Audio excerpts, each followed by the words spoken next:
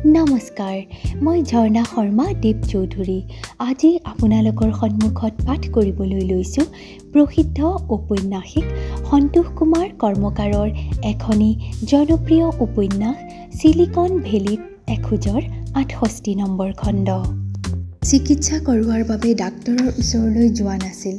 বেমাৰটো বাঢ়ি জটিল ৰূপ লোৱাৰ বাবেই কিজানি সি এতিয়া হাস্পতালত ভৰ্তি হ'ব লগা হৈছে।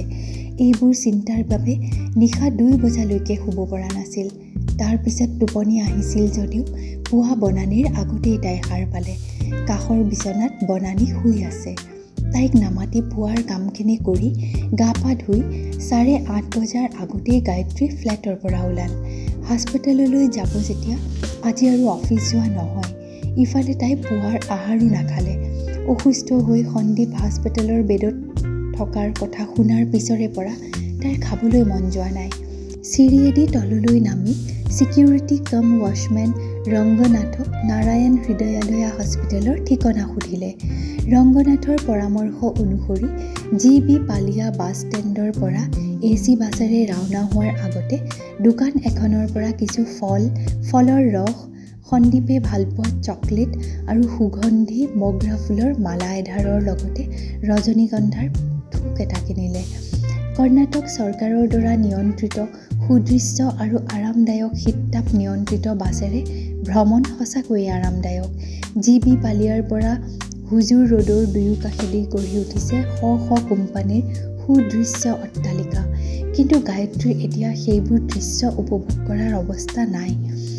হৃদৰোগ চিকিৎসাৰ বাবে নাৰায়ণ হৃদয়ালয়া ভাৰত তথা এছিয়াৰ বিখ্যাত হস্পিটেল। হাস্পতাল পাওঁতে আধা ঘণ্টা লাগিল। হুজুৰ ৰোডৰ সোঁকাষতে বিশাল এলেকাজুৰি ৩টা ব্লক বিশিষ্ট ৬ মহলা হস্পিটেল। এসময়ত অকল হৃদৰোগৰ চিকিৎসা হৈছিল যদিও এতিয়া মজুমদাৰ শ্ব' নামেৰে বিশাল অট্টালিকা সাজি আন ৰোগৰো চিকিৎসা হয়। গেট পাৰ হৈ গায়ত্ৰীয়ে সযত্নে আপডাল কৰা হস্পিটেলায়ৰ পৰিষ্কাৰ পৰিচ্ছন্নত সম্পন্ন চৌহদলৈ সোমাই আহিল। ছিকিউৰিটিক সুধি মাল্টি স্পেচিয়েলিটি হস্পিটেললৈ আহিল। লিফ্টেৰে ৩ মহলালৈ উঠি গায়ত্ৰী ৰিচেপশ্যন কাউণ্টাৰত সন্দীপৰ নাম ল'লে। কানাড়াভাষী তৰুণী ৰিচেপশ্যনিষ্টগৰাকীয়ে তৎপৰতাৰে সৈতে সন্দীপৰ থকা হস্পিটেলৰ ব্লক 4 আৰু কেবিন নম্বৰ কৈ দিলে। ভিতৰৰ সকলো সুশৃংখলিত পৰিপাটি। প্ৰতিটো ব্লকৰ দুৱাৰমুখত ছিকিউৰিটি থকাৰ বাবে সিহঁতক সুধি সন্দীপ থকা কেবিনেটটো উলিয়াবলৈ বেছি সময় নালাগিল। কেবিনেটটোৰ সন্মুখলৈ আহি দেখিলে শিশু এটি কোলাত লৈ সন্দীপৰ বয়সীয়া এজন যুৱক আৰু বেগ এটা কান্ধত লৈ যুৱতী এজনী থিয় হৈ আছে।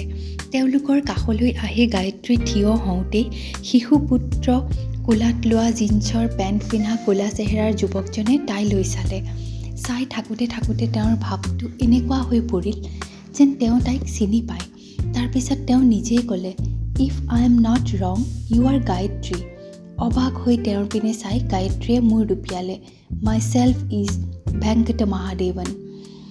য়েষ্টাৰডে night I had talked with you about Sandeep. হাতত ফুল আৰু খোৱা বস্তু লৈয়ে গায়ত্ৰীয়ে নমস্কাৰ জনাই শিশুটোৰ পিনে চাওঁতেই ভেংকট মহাদেৱনে ক'লে, মিট মাই মিছেছ বৈজয়ন্তী।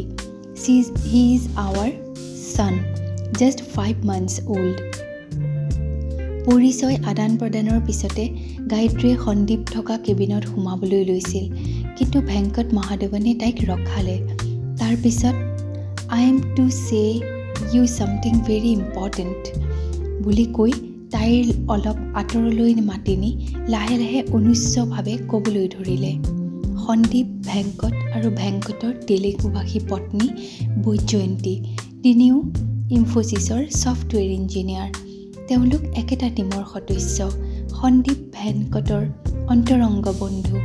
গতিকে ভেংকটে গায়ত্ৰীৰ লগত সন্দীপৰ সম্পৰ্কৰ কথা জানে। ভেংকটে জনালে মুম্বাইলৈ গৈ গায়ত্ৰীক লগ কৰি অহাৰে পৰা সন্দীপ বেলেগ হৈ পৰিছে।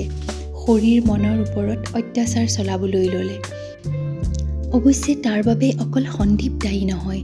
টীমৰ দীনেশ যাদৱ আৰু অজন্তা কুলকাৰ্ণীয়ে তাক তেনেকুৱা কামবোৰৰ লগত জড়িত কৰিলে। প্ৰায় প্ৰত্যেক দিনা মদ্যপান, অবাধ যৌনচাৰ আৰু মাজে মাজে ড্ৰাগ সেৱনৰ বাবেই সন্দীপৰ এইটো অৱস্থা। তাৰ হাওঁফাওঁত পানী জমিছিল। 3 দিন আগতে পাব এটাত বহি সহকৰ্মী দুজনৰ লগত সুৰাপান কৰাৰ পিছত সন্দীপ বেহুচ হৈ পৰিছিল।